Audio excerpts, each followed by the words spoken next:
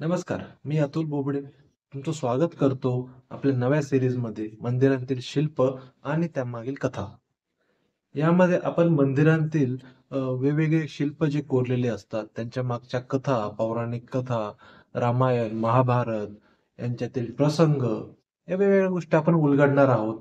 ते शिल्प ओळखायचे कसे, बघायचे कसे, मंदिरात गेल्यावर कोणत्या गोष्टी बघायच्या असतात, त्यामागे त्या कलाकाराची किती मेहनत असते, त्याचे कलाकुसर कशी केलेली असते, त्याचं कोरीव काम किती असतं.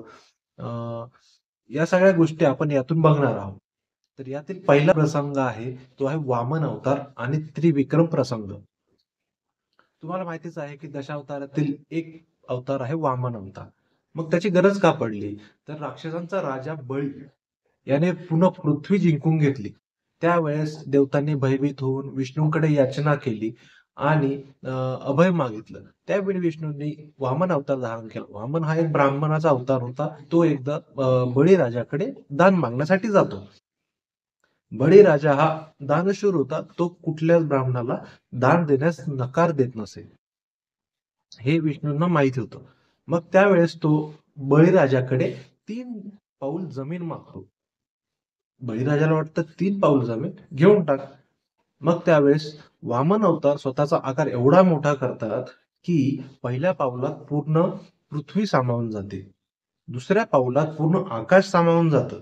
आता तिसरा पाऊल उरलं, तेव्हा तो म्हणतो, की आता तिसरं पाऊल मी ठेवू कुठे? त्यावेळेस बळीराजा म्हणतो, की तुम्ही तिसरं पाऊल माझ्या डोक्यावर ठेवा.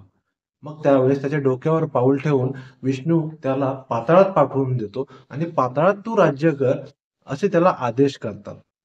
असा आहे हा त्रिविक्रम अवतार. तर हा अवतार शिल्पांमध्ये, मंदिरांमध्ये ओळखायचा कसा?